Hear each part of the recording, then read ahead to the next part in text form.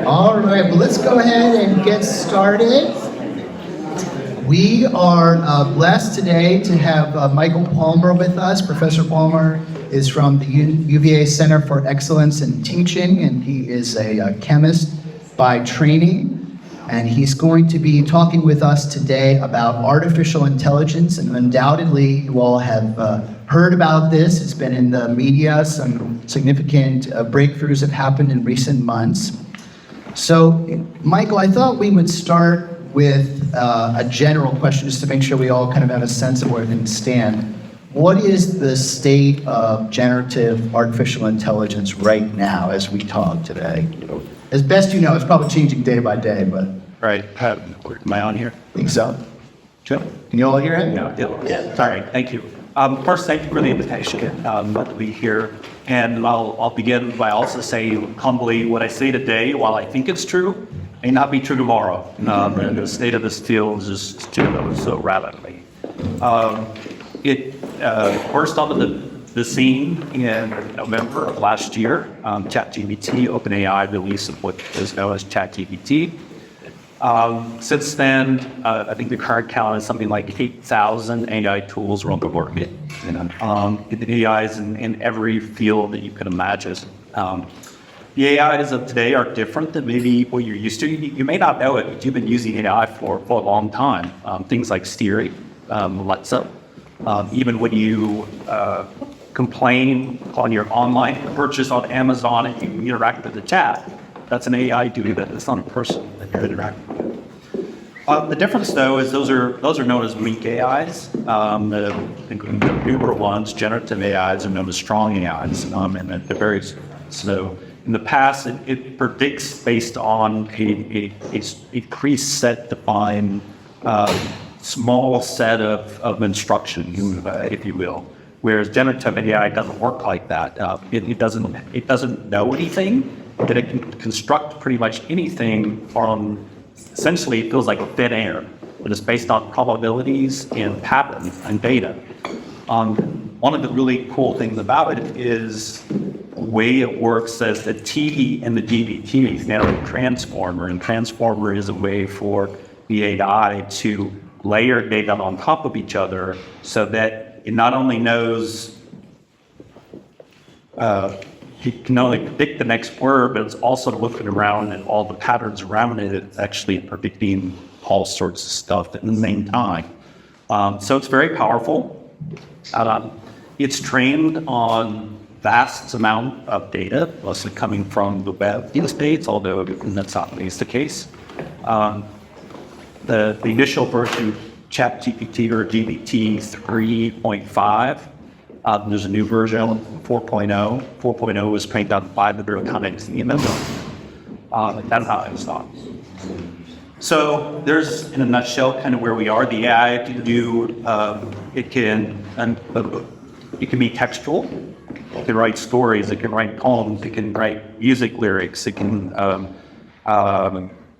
write reports, essays. Since I teach, I should mention that.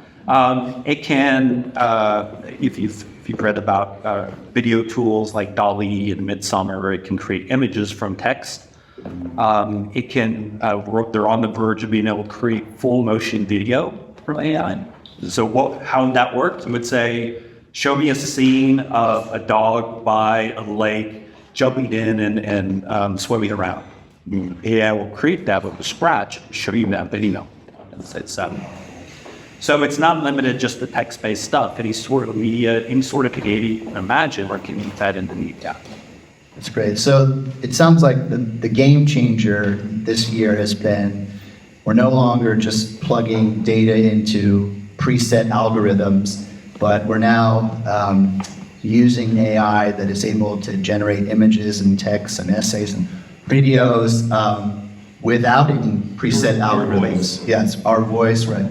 So the follow-up question I had on that is how, at this point, how realistic are, say, the videos or the audio files that are being generated by AI? Would people be fooled by them? Certainly text. Text is very powerful. The large language models that are kind of sitting on top of it, They know grammar better than we do. So much so that sometimes it can feel formulaic. Although you can tell the AI to not be so formulaic. It will even, you can say, add in a metaphor here. You can say, give me an example for the seventh grader to understand. And so you can tweak the AI to do what you want. And because it's read at all of these things, you can adapt to that. For example, this is just a small glimpse of the power of it.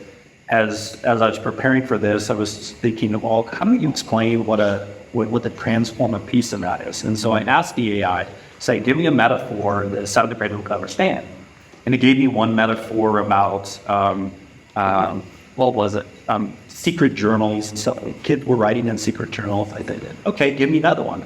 It gave me an example about the Legos. And then I said, give me another one. And it gave me this other really strange, they were all right. They're all so different.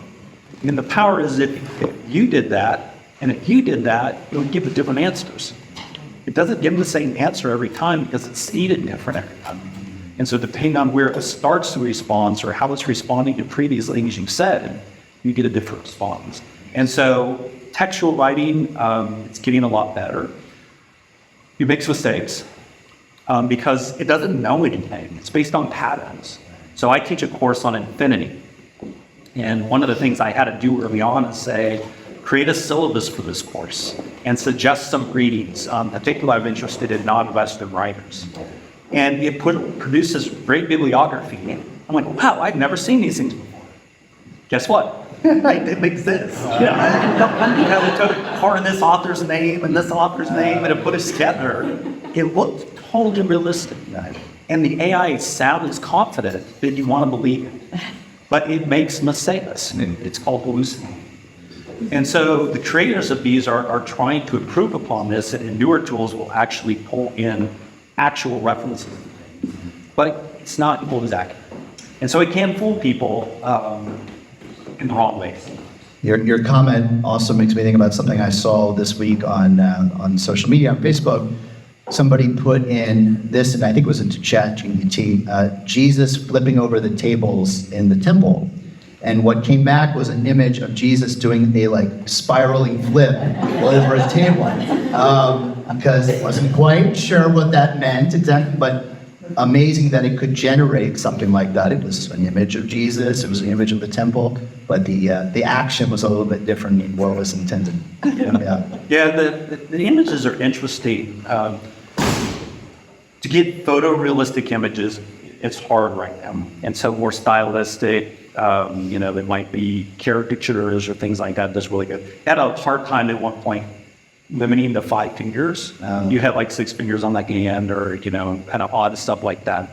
But again, these are trained. That's the P in GPT. It's pre-trained. And so how it works is you start feeding in images that have tags on it. And it starts learning from those images to say, oh, this is what a person looks like. This is what Jesus might look like. Of course, in all the stuff it creates, Jesus is almost always white, old, with beard, right? And so it has its own bias in it. But what they then do is show it things that aren't the thing you're doing. And then when it makes mistakes, you correct. And then eventually you show it things it's never seen before. And then it all of a sudden says, oh, I know what that is, even though I've never seen it. And so the more it does that, the better it gets. And how fast is this happening, this learning process? I mean, it seems to me it must be happening exponentially as it's taking in all this data and refining its understanding. So, it doesn't do all that learning. It has to have people. And I know we're going to talk a little bit about ethical issues. And one of the ethical issues is who's doing the training. Not only who's doing the training, but what kinds of things is it having to train out. And so if you're trying to train out Nazi ideology, those people training it are subjected to all sorts of things. And so the training part takes time. So this is where their financial model comes in. Every time you interact with ChatGPT, it asks you, do you like this? And if you give it a thumbs up, you just train. You give it a thumbs down, you train it a different way. Right, so we are actually helping train it so that more people that start to use it are faster the tools of learning. All right, so let's, now that we have sort of the lay of the land in general, what do you see as the strengths of generative AI and also kind of assuming where things might continue to head. What are the strengths and what are some of the potential weaknesses or dangers of it? Yeah, well, the strengths. So I guess maybe I'll start with education since I spend most of my time thinking about teaching and learning. And I'll begin with the fact that my wife's a second grade teacher. She teaches at Brownsville. And she spends lots of time teaching kids to read. And they're in reading groups and they're working and she goes around and works with them. But any given kid may only get to see her small percentage of the time in the class. Well, working with an AI, the student can read, the AI can hear what the student's reading, it can stop them. It can correct them. It can give them examples. It's a on-demand 24-hour-a-day tutor, right? So that is powerful. Does it replace my wife? I don't think so. But can it help kids learn quickly? Math, the same thing, right? So all the kids doing math and running into problems, getting stuck, they got to wait for the teacher to help them. The AI can just say, try this, suggest this. Yeah, totally. So lots of potential in terms of how it can improve education. Same is true in a lot of other fields. There are three fields that are fairly rote. So writing models, AI can do that like no other. I mean, it does really well. Medical, now this might be controversial, but medical diagnosis.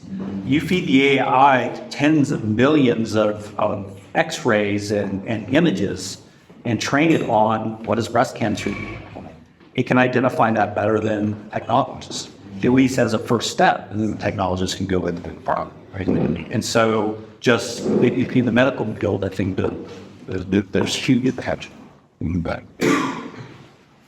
Downsides. We'll talk about this, I think, is first, what jobs might be lost?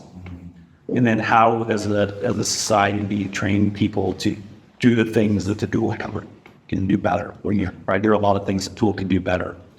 So that's one thing. There's all sorts of ethical considerations that are the downsides. Who owns the data?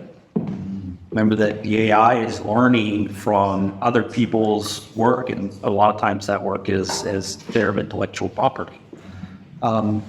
It's not copying anything, and nothing in that thing it wrote is of mine, but everything it wrote is of mine as well. And so, I mean, that's really problematic. Also, I mentioned how it's trained, who's training it, who gets paid to train it. There's also a huge environmental impact. The amount of energy it takes to run these systems is enormous. It's not just the compute power, but it's the cooling stations and the data storage and everybody around the world accessing it. It's the environmental impact. And right now, it still gets things wrong. Yeah. And particularly, you worry about bad actors who intentionally use it to get things wrong. Right? So deep fakes around politics. There's a company right now that has developed AIs for all of the presidential candidates using their AI-generated voices that is trained to debate against each other. Which you think that actually could have huge potential if the AI is actively representing the person's politics, but when it's not, right? Of course, that's really problem.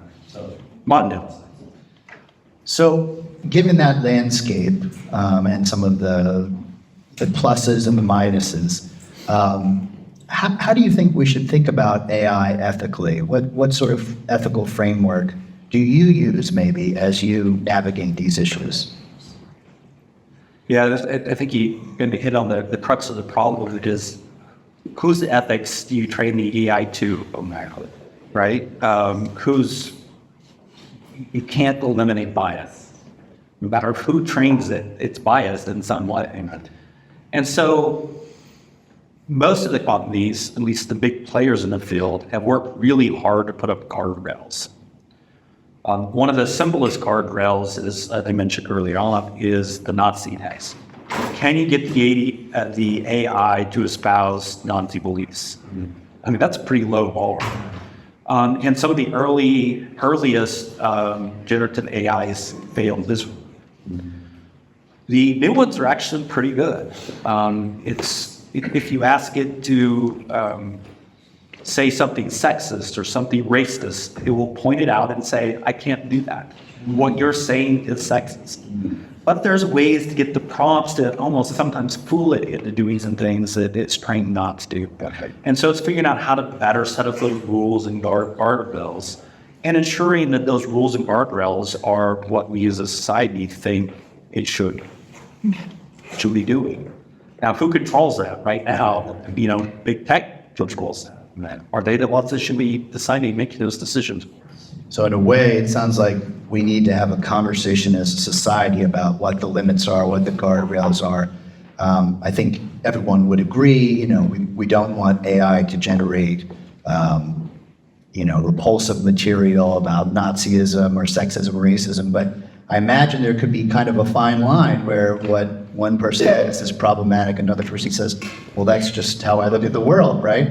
That's where a lot of our political debates are on those edges. So how do we then as a society navigate that, right? Who gets to decide what those guardrails are? Well, and I think the harder problem is how do you keep people in those guardrails? So OpenAI is open AI. Yeah. Meaning their technology you've given away. You can get their technology right now and create your own AI, which means you can also change the guardrails.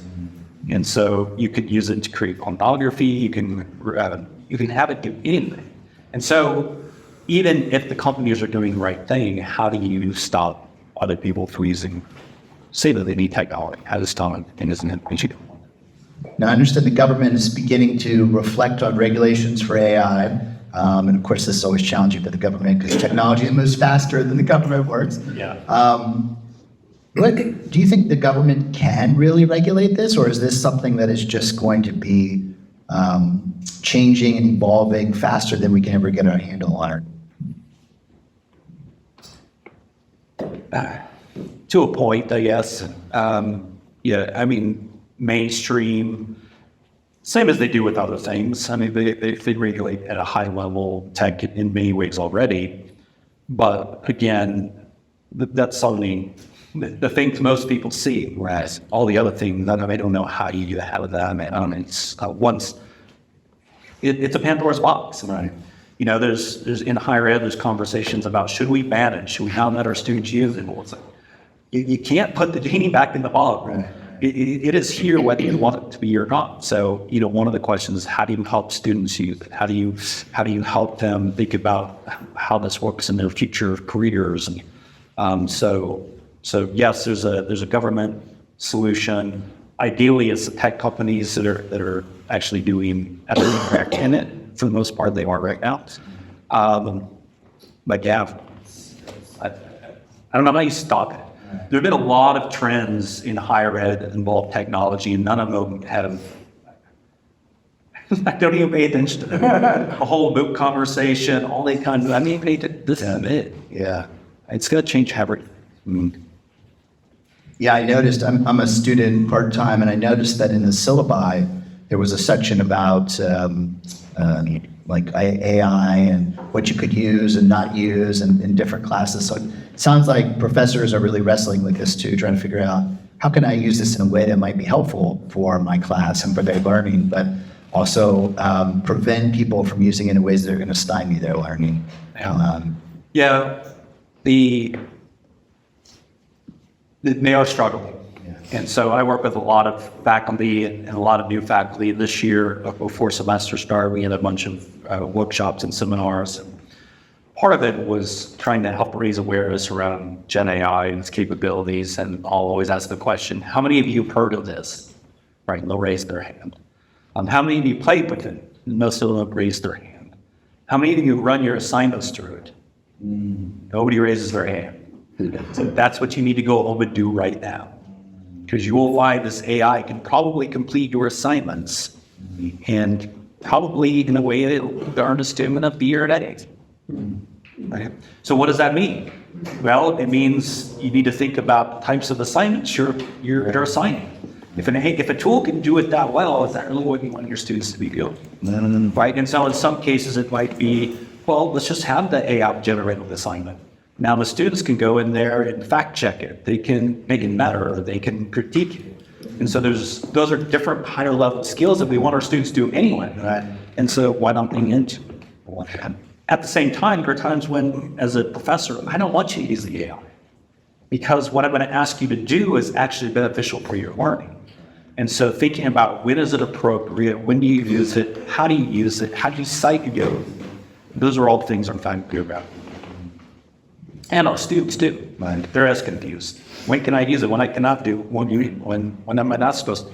When is it plagiarism? When is it not? Right. And we're like about 3-4 weeks into the term, is that right? Yeah. Roughly. What have you seen over the last 4 weeks with these new rules and new guidelines in place? Is it chaos, or is it sort of working? How's it going? Well, it's always hard to tell in the middle of the semester because everybody's so busy. It's hard to get some distance. Yeah. I am going from department to department, trying to help faculty think about how to do this. We've generated a lot of online resources.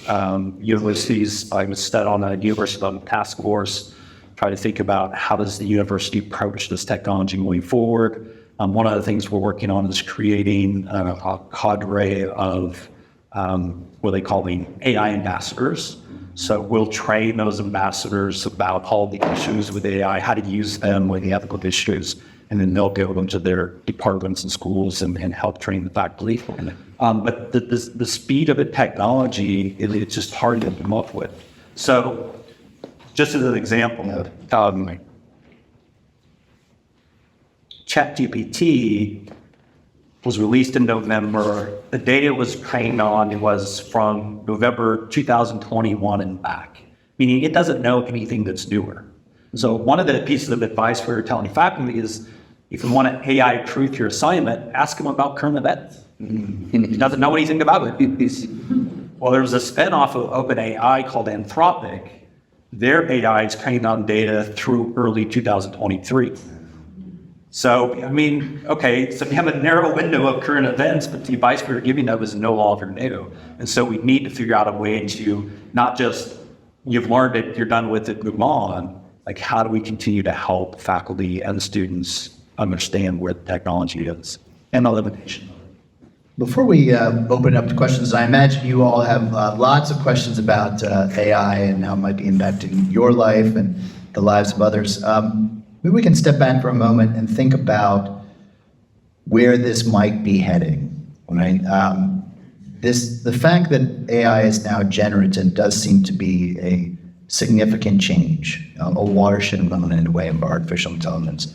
And it means that it's moved beyond just sort of simple algorithms or even complex algorithms that we have programmed for it. Assuming this technology continues to develop, get more advanced, refines its understanding and knowledge, maybe it will become something that's indistinguishable from a human mind in terms of our interaction with it. We won't really know that this isn't a human mind, and maybe it will be able to generate ideas and information and concepts, new understandings of the world that are the kinds of things that human minds do. That we don't even have in our data set. What does that mean for us then as we think about what a human being is? I don't know if you've thought deeply about the question of consciousness and how that might be related to the human brain and what we are as humans, but it seems in theory that this could become tough to kind of distinguish this. And something like human rights is a really important concept for us. Then does that mean computers will have rights if they achieve this level of artificial intelligence? What do you see kind of coming down the pike on that? Wow, I would probably make a lot of money in the stock market if I could. What worries you? What excites you about that? Well, so now there's all sorts of things. So right now, it achieves some of those things. This is a very pedantic example, but generative AI writes computer code exceptionally well. And code that doesn't exist, it writes exceptionally well. So you think I have a task, And all I have to do is tell AI, write me code to do this thing. By the way, write it in this language. It doesn't care what computer language you're using that. And so it's like, wow, that's, it's, I don't know, it's already there. There's a well-known test called the Turing test, which was the metric, although I think people have refined it since Turing first posed it. And that was when we get to the point where we can't tell the difference if we're interacting with the machine is gaining consciousness, that it is like us. We're almost there now. And so what is different from us? What does it mean to learn from a machine versus learn in interaction in company of humans? The prevailing theory in learning is social constructivism. Constructivism is we construct knowledge from previous experiences and experts always, but there's a social component to it. We learn it in community. What does it mean to be in community with a machine? Especially when a machine can mimic back emotions and feelings and thoughts. How the machine does. It can empathize, it can do all of these things. It's not conscious though. What does it mean to have bites? What do you think? I don't know. You're at the cutting edge here. I'm not the cutting edge of AI. But I mean, you must worry about this, even in the context of education. Of course, you talked about jobs vanishing. What if all of our teachers in the future are simply computers? Well, it's everything. Right. What job can't be done by a computer? Right. Maybe your job's at stake. Yeah. Well, there are reports of AI being used as sort of preachers and pastors, and you can go to an AI. As your brain functions really well. Well, I'm sure it could. The AI could be a pastoral caregiver, right? If it's advanced enough in terms of interpersonal relations. There's only some of you. Right. There's all sorts of them. Right. Exactly. Yeah. We'll just say I do not have a good answer for you. It's very complicated, ethically, philosophically. Does it keep you up at night? Sometimes I get excited, and sometimes I get really scared. Yeah. Yeah, and I'm trying to balance that tension. It's hard sometimes. Well, let's open it up to questions. Who has questions? Gina, yes. I have a great concern about the dehumanization of people because of AI. And I disagree with the ability of a computer to teach a child as effectively as the warm touch of a teacher or the physical presence of a teacher. And I watched when they shut kids out of school and the damage that did, and the amount of screen times they're showing kids on under the age of 4, how it diminishes their intellectual ability. So a lot of screen time, I do not think is a good idea. And I think this is great, but I think we need to be very careful not to let the humanality be taken over by a computer. Whether it can generate all this stuff or not, it's still not a person. It still does not have a soul. And it's, so I don't think your job is in danger because you need people. Yeah. And I understand now why the little Rectors are so upset because their jobs could be disappearing.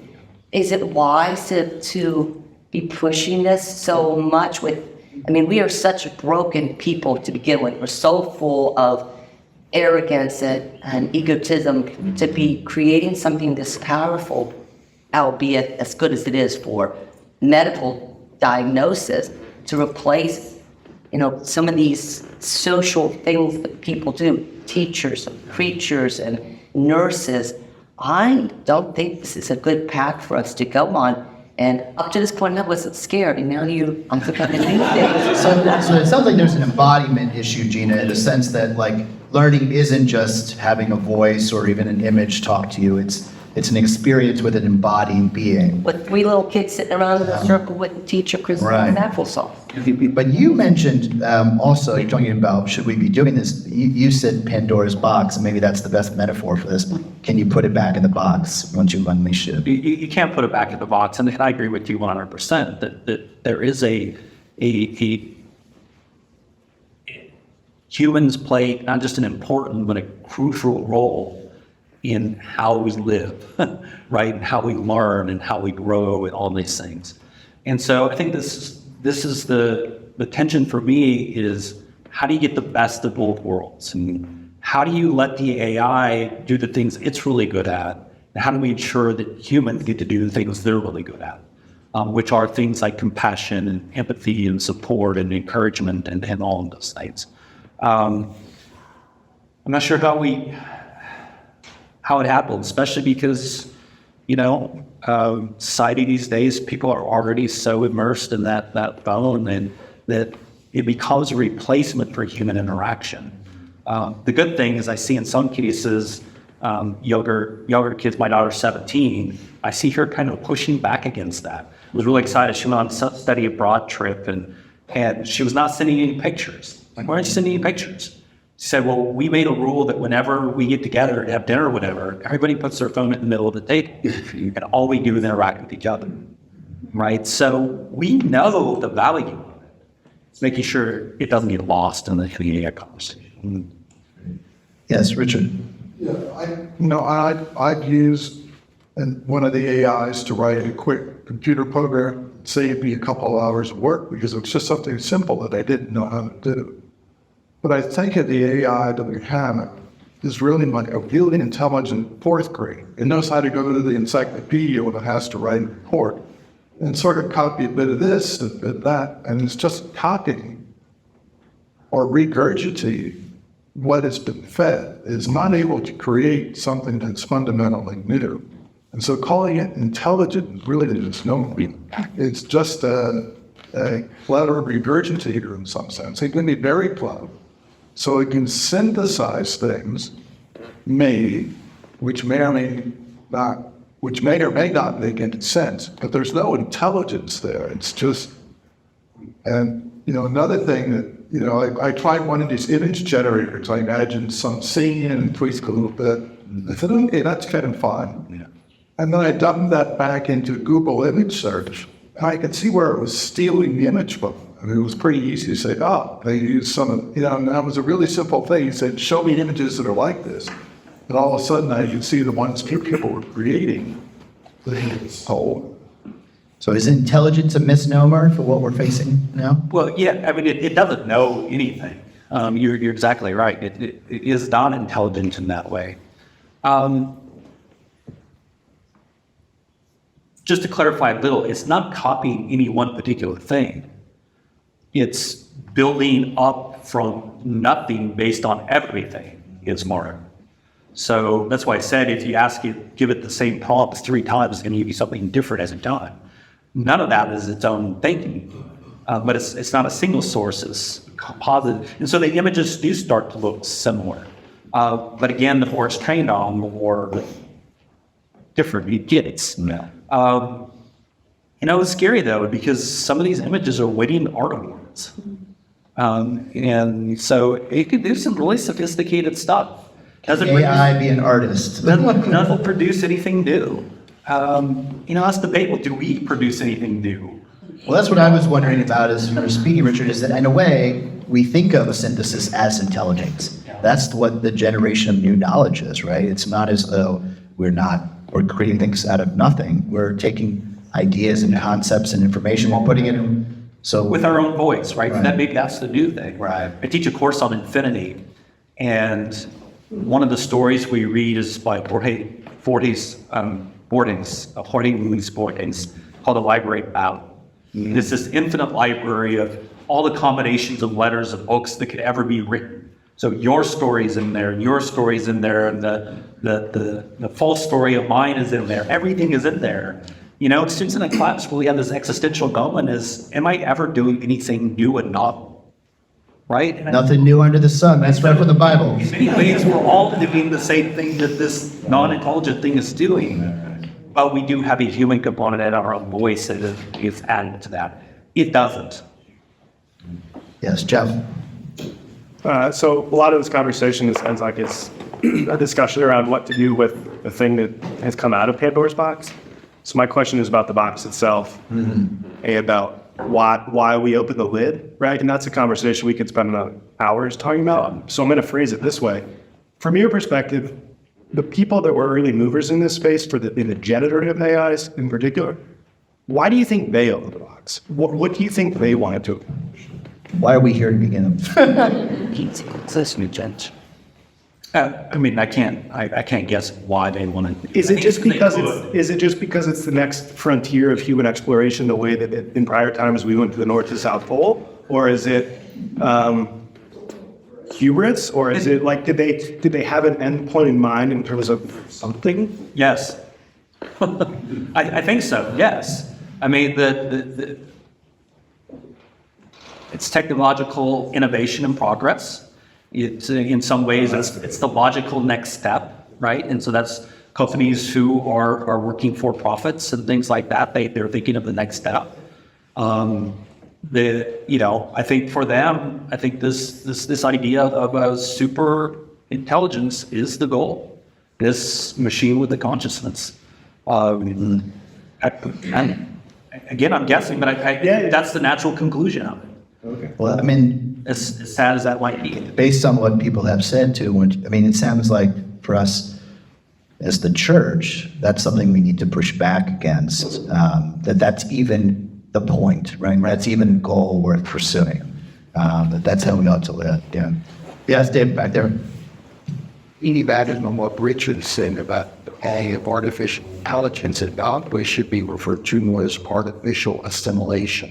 And because basically it's thinking modality that's already out in the growth of assimilating very quick, not necessarily anything new, as Richard said, but hey, here's all the data with some of your pushing with that. So Yeah, like that. I want to come back to your comment a little bit. I mean, some of it is not so grandiose and humorous, right? So there are technologies that we use that we probably love. Anybody have a Roomba? Raise your hand up to see how many have. Here to tell you, your Roomba uses AI. It knows where your furniture is. It knows where your dog is. It knows all those things. So the technology, these are small incremental advances. The problem is we hit an inflection point when this became public. This generative AI, ChatGPT, when it became public at that point, all these things that we've been using for the past decade, all of a sudden, it's like, oh, wow, this is what is the next step in this. And I don't think people realize that. All right, that's a good point. Yes, what are the questions? Yes, right there. So we're kind of thinking this more as far as how it would affect us in the United States of America. We're a developed country, and we could think that we'll call this speculated today, but how do you see this affecting the whole world? I mean, there's people that are countries where most people are struggling to find food for the day to eat. And so do you think this will create more of a bifurcation or a chasm between the developed world and third world countries? Or how do you kind of see that playing out? Or will it make it easier to find helpful solutions for team forward? Does this expand global inequities, or does it just... I think this is one of these things, in theory, yes, it levels the playing field. Probably in reality, no. Probably does increase inequities. So even conversations at UVA has, and most institutions of higher ed have no solution for students to use Gen AI. They have to go out in the world and get a subscription or whatever, or use the free ones. So who gets to use it to help them with their classwork? Who gets to use the best ones to help them with their classwork? So in theory, it's a leveler. In practice, it's just another thing that it creates inequities. And that's not really that. It has the potential to really help across the world in all sorts of ways, but will it? I'm unsure. Because it's financial, right? There's a funding model underneath all of this. They say they're giving it away for free. They're not giving away anything. Absolutely not. Your information, your training, that is the most valuable thing that you could be paying them. And we're giving it to them for free. Yes, Ben. How do you see college applications changing? Yeah, college. Oh, you should have got me started on that one. Scholar 17, remember? The college application essay is the biggest farce in higher ed. And it always has been. It just made it a lot worse. So I took my daughter, they had to sing an the Alumni Association, UBA, for faculty who had kids going off to college. It was a one-day thing. Let's help you get prepared to do this. They brought someone in from the admissions office who read some sample essays that were good college essays. And she was reading these. I'm like, I taught, I don't know, like 10,000 students at UVA. I've never had a single student write this well, ever. And they're writing this as a high school student? No way. And so this is what they're already reading polished, tutored, proofread. They're happy. It's far me. I don't think you've read the comments. They're good. Sorry. All right. There was way better ways. You just have some of these with the student, right? I think that's a lot of interview stuff. Well, maybe they should figure out a way to. With Zoom, they can do that now. With Zoom, maybe, right? Yeah. Yeah, it's going. Right. Chris. But my question, how would the energy consumption side? Like I read, if you do a Google search, use of as much energy as like heating up like a pot of coffee.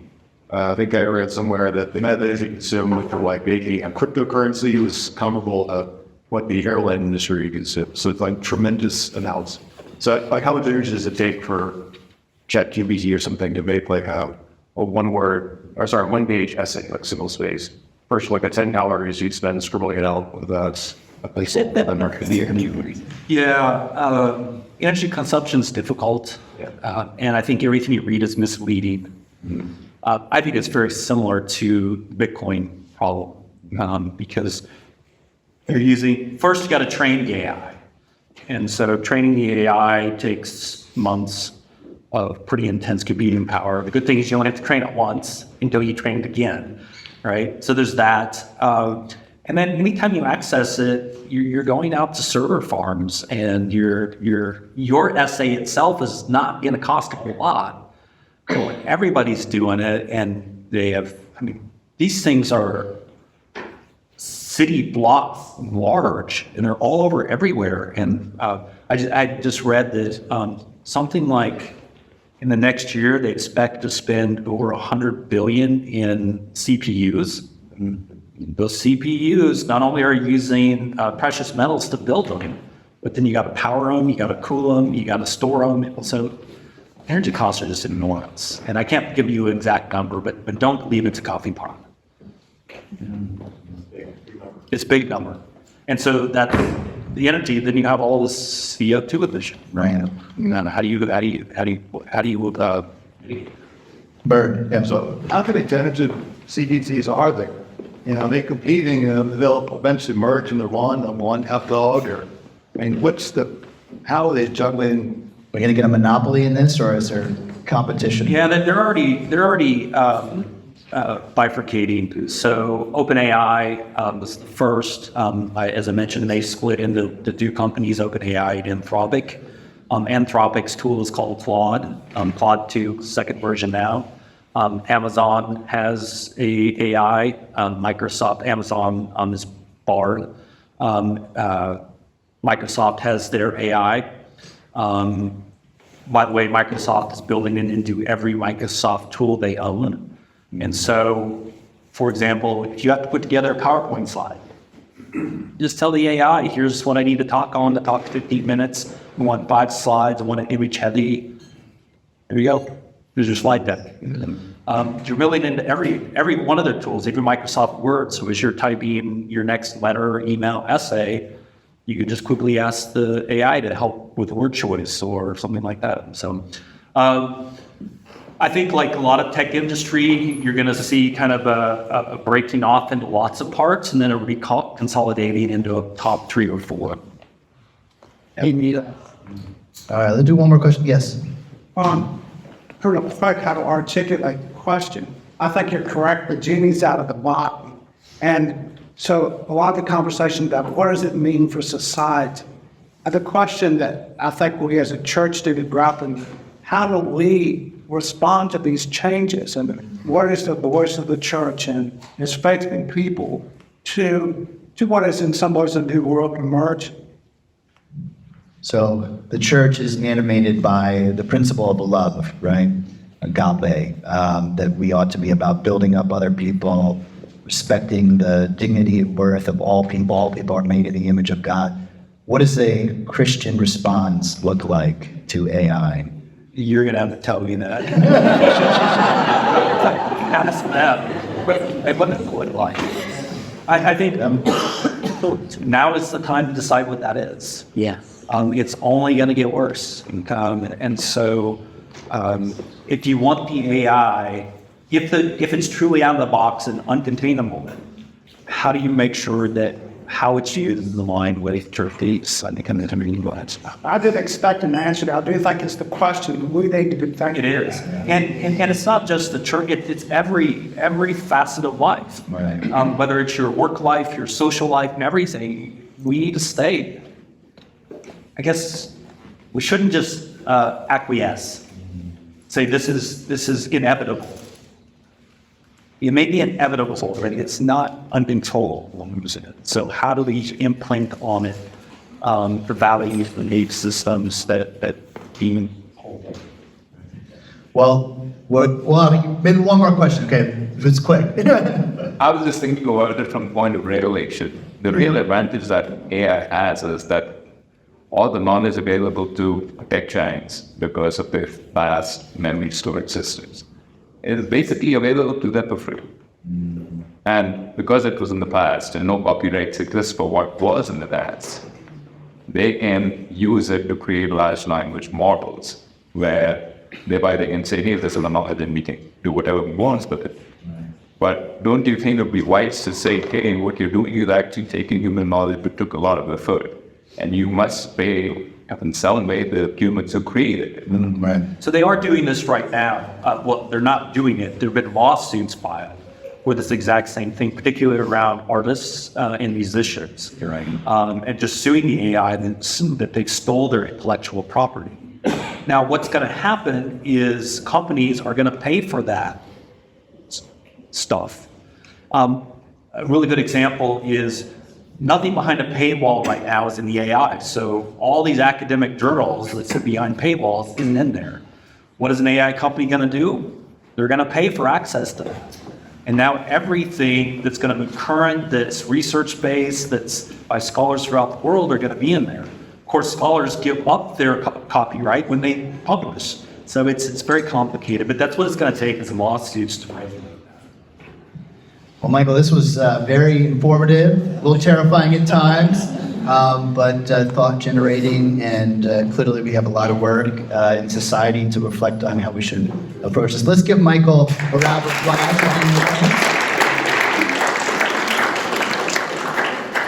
Go in peace to love and serve the Lord. Thanks be to God.